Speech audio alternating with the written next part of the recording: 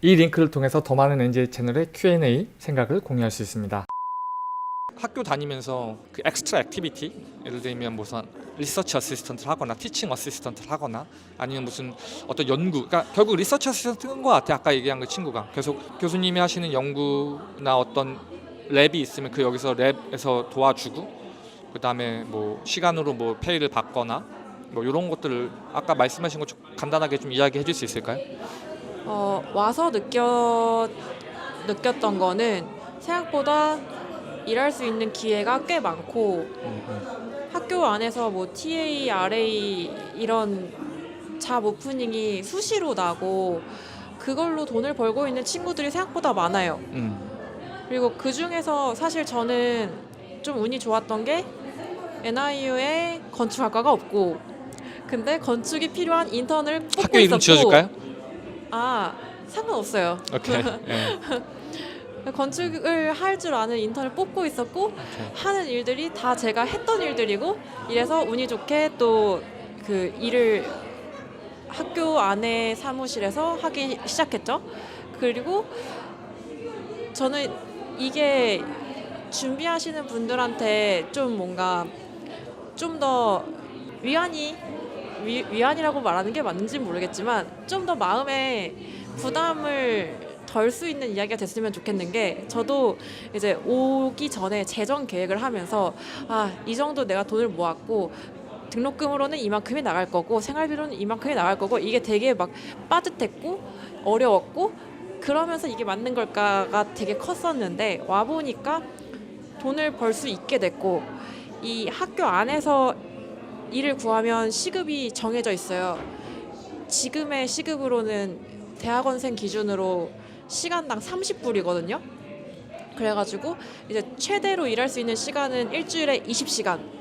그 이상 하면 이제 공부에 지장이 된다고 생각하거나 뭐 파트타임이 아니라고 이제 이야기를 할 수 있어서 20시간 정도가 맥스고, 근데 30불에 20시간이면은 일주일에 600불이고 한 달에 2,400불인 거예요.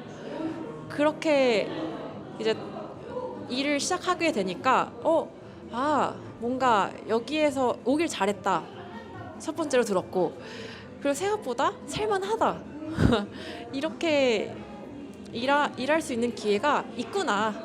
뭐 내가 돈을 계속 쓰기만 할 줄 알았는데 그게 아니니까 너무 좋더라고요. 그래서 이런 기회들이 많다는 거를 좀 준비하시는 분들도 이렇게 알고 계시면 도움이 되지 않을까라는 생각이 듭니다. 맞아요. 근데 저는 약간 이제 친구 입장을 나의 일반적인 경험에 비추어 봤을 때 약간 유리한 케이스, 그러니까 운이 좋았던 케이스로 볼 수도 있을 것 같기도 해요. 왜냐하면 맞아요. 첫 번째로는 이제 저도 제가 생활했고 그다음에 어깨 넘어 봤던 것들 보면은 인터내셔널들이 특별히 첫 학기부터 하기가 쉽지가 않거든요. 맞아요.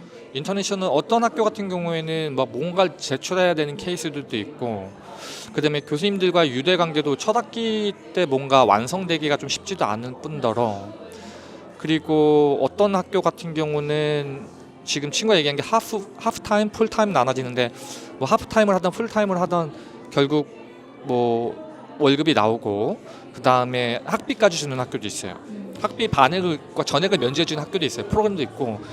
그리고 어느 학교처럼 돈 없으면 오지 마, 뭐 그냥 시간당으로 주고 퉁치는 경우도 있거든요. 그렇게 하다 보면 몇백 불 못 받는 케이스도 되게 많아요. 그래서 내 생각에는 그래도 뭔가 좀 준비를 해왔고 뭔가 경력이라든지 그런 기회들, 이런 부분들이 아마 눈빛에 나타나지 않았나. 그래서 그럼요. 그렇지만 제 주변에 친구들 보면은 그 생각보다 뭐 예를 들어 학교 입학처에서 약간의 반복 작업을 하는 그런 일이지만은 일을 구해서 하는 친구들도 있고, 국제처에서 뭐 교환학생 경험이 있어가지고 그런 거 살려서 국제처의 교환학생 업무를 좀 도와주는 일을 하거나, 그런 되게 다양한 일들이 많이 있더라고요. 그래서 뭔가 첫 학기에 바로 일을 구하고 파트타임을 시작하기엔 어려울 수 있지만은 알아보면 충분히 있다. 관심을 계속 가지고 맞아요.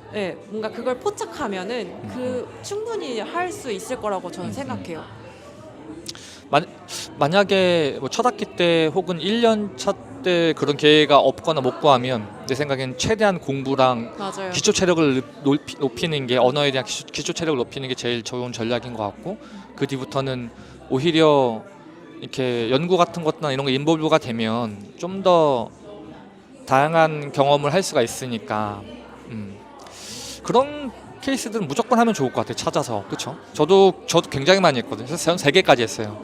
리서치 어시스트 2개랑 티칭 어시스트 1개, 3개까지도 했었었는데 시간이 많이 뺏기긴 하는데 저는 제가 잘하는 분야 쪽 해가지고 그렇게 어렵진 않았고 내가 하는 일에 도움이 되고 하면은 교수랑도 좋은 유대감이 있고 특별히 이제 에마크 하시는 분들은 그렇게 해가지고 이제 직장을 어떻게 보면 미리 구하죠.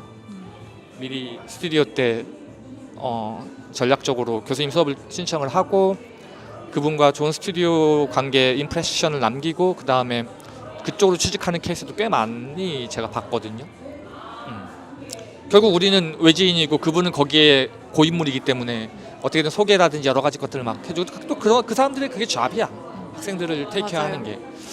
그래서 그런 액티비티들은 좀 찾아가지고 하는 게.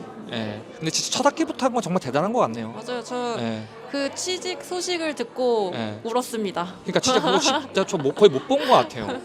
첫 학기부터 했던 것들 저도 특별한 저는 이제 딜을 하고서 했던 케이스도 몇 번 있었고, 그러니까 제가 이제 입학할 때 돈이랑 그거를 그 장학금 오퍼를 서로 미스 커뮤니케이션이 일어나서 내가 좀 저거 돼가지고 그때 내 비디오도 만들어놨을 거예요. 저희 디렉터랑 학교 학장 찾아가가지고 그럼 학장이 너 이거 일해라 그럼 우리가 이거 등록금 메꿔주고 막 이런 딜을 했었거든요.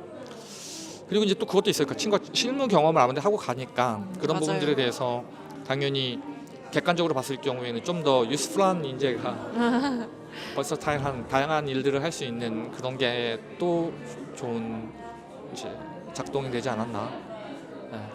학교 가서 공부만 하는 것도 사실 의미는 있지만 그런 작업들 또 소셜 시큐리티 넘버도 얻잖아요. 맞아요. 네, 맞아요. 그것도 되게 중요한 거거든요. 맞아요. 왜냐하면 그게 미국에서 주민등록증 같은 거기 때문에 그거 없이 오는 애들도 있어요. 제일 워스트 케이스예요. 다시 얘기하지만 졸업했으면 OPT가 됐던 뭐 H1B가 됐던 그래도 조금이라도 현지에서 일을 해보면서 뭘 해야 되는데 바로 한국에 들어올 경우에는 이제 더군다나 RATA도 못하면은 소셜 시큐리티 넘버도 못 받으면은 그거는 약간 진짜 어떤 느낌이냐. 예, 하여튼 예. 그러면 그거는 약간 반만 맛을 보고 온 느낌? 그렇습니다. 뭐 이거 관련돼서 더 이야기 나눌 게 있을까요?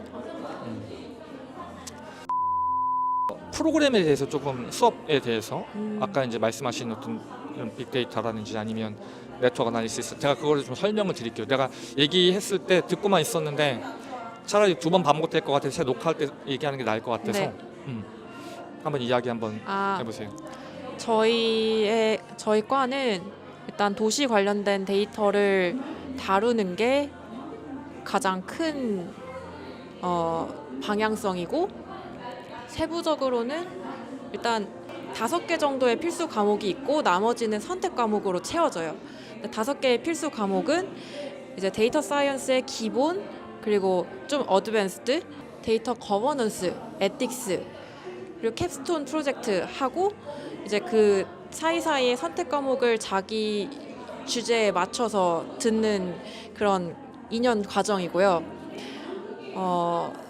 뭔가 친구들의 연구 주제들, 약간 관심 주제들을 말씀드리자면은 크게는 클라이met 아니면 뭐 도시의 서스테이너빌리티 이런 쪽도 있고 어떤 제가 좀 관심 있어하는 분야는 트랜스포테이션 뭐 아니면 모빌리티 이런 쪽 그런 거나 아니면 폴리틱스 정책적으로 어떻게 발전을 해야지 이 도시가 좀 더 풍요로워질까요? 이런 거를 나누는 그런 이 정도의 토픽들이 있고요. 저는 그 중에서 트랜스포테이션 뭐 아니면은 모빌리티 이쪽에 관심이 있어서 수업을 듣고 있고 대부분 지오스페이셜 데이터 다루는 수업을 듣거나 아니면 모빌리티 데이터를 다룰 때 도움이 될 만한 네트워크 사이언스라는 수업을 들을 예정입니다. 다른 렉처 비디오에서도 많이 만들어 놨었었는데 일단 우리가 데이터라고 하는 거는 뭔가 현실 세계의 어떤 현상, 특징들을 이제 숫자 데이터로 혹은 문자 데이터로 문자도 결국엔 숫자거든요. 근데 결국 정량화 시켜놓은 거고 정성화 시켜놓은 거잖아요. 그렇죠? 그래서 뭐 인구가 몇 명이냐 아니면 무슨 뭐 범죄율이 어떻냐 아니면 이동률이 어떻냐 이런 것들을 그냥 우리가 합의해가지고 어떤 뭐 숫자들로 그 어떤 의미를 메타포 해가지고 쭉 기록하면 이제 그걸 흔히 데이터라고 보는 거죠. 그렇죠? 근데 그렇죠. 여기에 이제 위치 정보가 들어가면 이제 GIS가 되는 거예요. 맞아요. 여기에 이제 위치 정보가 들어가고 말 그대로 지리 정보가 들어가면 그때부터 관계성이 성립이 되거든요. 그렇잖아요. 얘 옆에 얘가 있네. 얘 옆에 얘가 있네. 어떤 그런 이제 말 그대로 청크 데이터들의 청크로 그 캐릭터들과 지역과 연결되면서 이제 다루는 게 어떻게 보면 이 GIS 쪽이라고 그게 보시면 좋을 것 같고. 그러니까 결국 빅데이터 GIS 이코르라고 저는 보거든요. 왜냐하면 요즘 흔히 얘기하는 이제 요즘이야 AI지만 AI 이전에 뭐가 있었냐면 빅데이터 붐이 있었고 그 전에 뭐 스마트 붐이 있었어요. 여러분들 이제 어리신 분들은 이제 잘 모르겠지만, 예. 그래서 한때는 제가 말씀드렸듯이 여기저기 다 스마트 갖다 붙였어요. 우리 스마트 학회도 있잖아 건축, 뭐 스마트 TV, 스마트폰, 뭐 스마트 뭐 냉장고 다 갖다 붙였거든요 그때 당시. 그러다가 이제 빅데이터 붐 불고 요즘에 AI니까 AI 다 갖다 붙이잖아요. AI가 없어도 심지어는 아이스크림 광고에도 AI를 쓰거든요. 설레임이라는 아이스크림 광고 제가 강의 자료로도 쓰는 건데 아이스크림 광고에도 AI를 쓸 정도예요 요즘은. 그런 것처럼 결국 이 본질을 채로 털어서 이렇게 본질을 딱 놔둬 보면 결국에는 데이터인데 그 데이터가 이제 지오스페셜한 정보를 갖고 있는 게 이제 핵심인 거고. 그러면 사실 데이터는 거기 그냥 그대로 있는 말 그대로 현상을 레프레젠테이션한 거. 이거를 이제 해석하려면 스태티스티컬하게 해석하는 게 데이터 사이언스의 관점인 거고 각각 뭐 크라이맷이라든지 아까 얘기한 거 트랜스포테이션 각각의 도메인 날리지가 투영돼서 이제 그것들을 해석해가지고 뭔가 방향성을 갖고 가는 거죠. 맞아요. 근데 이제 거기에 네트워크 어나리시스가 왜 갖다 붙냐라고 봤을 때 대답 보시겠어요? 이것도 사실 지오스페이셜의 일환이라고 볼 수도 있고, 근데 그것보다도 네트워크는 그 지오스페이셜 사이의 관계가 더 중요한 것 같아요. 그 관계를 어떻게 해석하는지. 근데 그것도 사실 맞아요. 아직 배우진 않았지만 맞아요. 엄청 맞아요. 큰 그 주제더라고요. 제가 그쪽 일도 많이 했었었는데 네. 그러니까 결국 뭐 철도도 그렇고 운송도 그렇고 도시도 그렇고 이런 길도 그렇고 심지어는 소셜 사이언스 같이 보이지 않는 인비지블한 네트워크도 다 네트워크 어나리시스로 어플라이할 수 있거든요. 결국 뭐냐면은 우리가 요즘 혹시 온톨로지라는 말 많이 들어보셨나요? 요즘 온톨로지라는 말이 또 뜨더라고. 그 기업 있잖아요. 팔란티어의 온톨로지 막 이런 기업 뜨는데 이거로 설명하면 너무 이제 기술적인 부분들이 들어가서 결국에는 뭐냐면 다 관계성 성립이거든요. 관계성. 그러니까 예를 들면 이제 기존에 우리가 빅데이터를 이해할 때는 그냥 유클리디안 디스턴스로 재요. 그리고 나중에 이제 머신러닝이라든지 데이터 사이언스를 공부하면 결국에는 데이터를 공간에 뿌려요. 그다음에 다 거의 다 유클리디안 디스턴스예요. 최단 유클리디안 디스턴스예요. 물론 이렇게 프로젝션 하더라도 결국에는 유클리디안 디스턴스로 이해할 수 있어요. 그러니까 맨하탄 디스턴스로 볼 수 있지만 어쨌든 다 프로젝션 한단 말이에요. 결국 KNN도 그렇고 서포트 벡터 머신도 그렇고 다 결국에는 점 뿌리고 선구가 거리로 계속 뭐 하는 거예요. 거리가 중요하다는 거예요. 점의 관계성 거리로밖에 표현할 수 없는 거잖아요. 그렇잖아요. 데이터의 관계성 그것들을 이제 표현하는 것처럼 네트워크 어나리시스 같은 경우에는 이제 네트워크라는 하나의 길이 있는 거야. 그 길. 반드시 그 길로 통과해야 되거든. 그러면은 내가 얘랑 가까이 있어도 만약에 산이 하나 가로막고 있으면 내가 디투어 해야 돼.